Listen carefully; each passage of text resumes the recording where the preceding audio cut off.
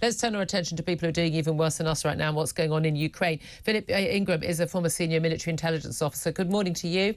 Good morning, Julia. Last time we spoke, things were still quite crazy after that 24-hour attempted mutiny by the Wagner group at the weekend. Quite extraordinary times. We still don't really know what happened to end that mutiny, what the real aim was. But we do know that the Belarusian leader, Alexander Lukashenko, has welcomed the Wagner group leader, Yevgeny Prigozhin, to Belarus. His private jet was tracked to arrive in Belarus. What happens now?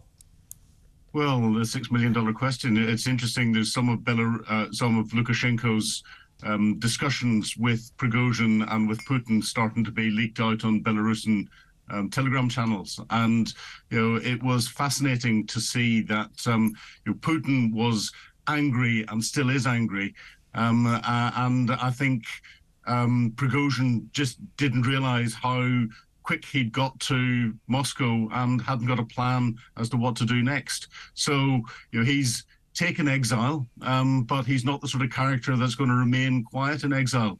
And Putin is still furious. And we've had this flip-flop of him supposedly being given immunity from prosecution, and then yesterday Putin saying that he was still looking at the perpetrators that are behind this, and this is the key. There's other people behind all of this.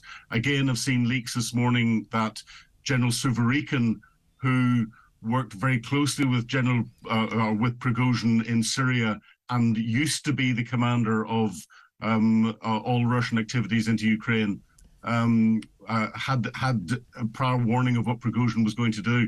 All of this is going to play out, and I think the next few days we'll see who really was behind it with Prigozhin. And do you think Prigozhin actually survives, the next 24 hours, the next 24 days?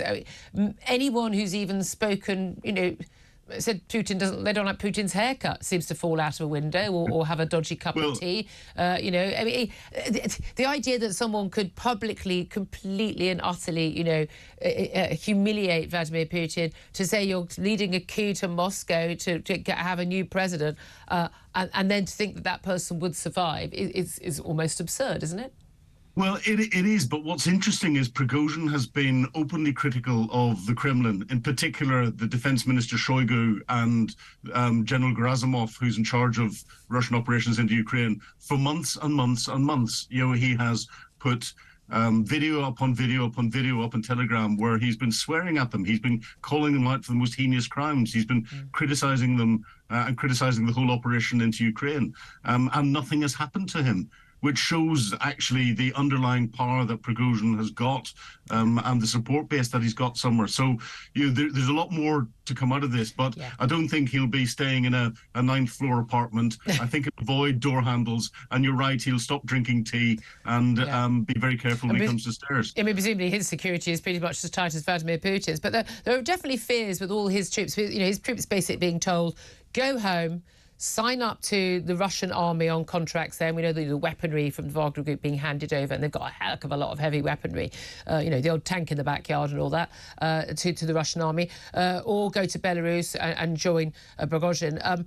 But of course, if you look at the map, I don't think most of us, our knowledge of Eastern European geography was quite as strong as it is right now. But of course, Belarus sharing a border with Ukraine, but also with Poland, Latvia and Lithuania. And we know Estonia as well, another Baltic state, also really worried. But there's a real concern that those states bordering Belarus, that the Wagner group is going to start making trouble in those countries. We're already seeing, Russian insurgency in those Baltic states already, haven't we? We have, but Lukashenko's not going to want the Wagner group unless this is part of a plan to create another armed group inside Belarus. It's against Belarus, against the law in Belarus for that to happen. And Lukashenko himself is in quite a precarious position. We remember only a few years ago he relied on his army to stop a popular uprising from overthrowing him. That's part of the reason why his military have not got involved in Ukraine. Vladimir Putin's been wanting them to come in and open up another flank, but Lukashenko knows that as soon as he loses his army into Ukraine, then the people can rise up again and push him out. So we're in a very precarious position across the whole piece, and just one bit falling could cause a house of cards type disaster. That will last much longer than the war in Ukraine. Indeed. Thank you very much indeed. Appreciate you joining us as always, Phillip Ingram. Thank you. 7:43. Thoughts of Russell Quirk's political commentator joining me. We've had Zelensky overnight talking about this act of terror, this attack on a restaurant, and in fact a British journalist, Colin Freeman. I was at journalism college with Colin. Absolutely great bloke. He's been incredibly brave war reporter. They were planning to go there for dinner, then had to work, and basically that pizza restaurant was bombed to smithereens. People died.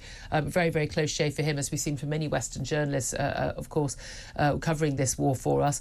But people say it's the beginning of the end for Putin, but it doesn't feel like it right now, does it? I think it is, but I think this will take a little bit of time. It is a bit odd the way this is all unfolded. I suspect Prigozhin has been paid off. I mean, bearing in mind that this is a very a mercenary, more ways than one, former hot dog salesman. I think, wasn't he? Used to serve hot dogs to people in the Kremlin. So I suspect he's been paid off. I wonder, though, if this was the first part of a coup. So would Prigozhin be the man that would effectively take Putin's crown? Probably not, in terms of capability. But there will be others, generals and others, jostling for position in the background. And I suspect now that Putin's been weakened, they will be a bit like that film, Death of Stalin. Yeah, have you seen it? Indeed. Real life stuff happening as a consequence of kind of films like that, I suspect. Indeed. Now. 7:44 is the time. We'll take a short break, then we're going to get the latest sports news. And we're also going to be talking about that inquest verdict on Nicola Bulley and why so many online sleuths will not stop the conspiracy theories about her death. This is Talk Breakfast.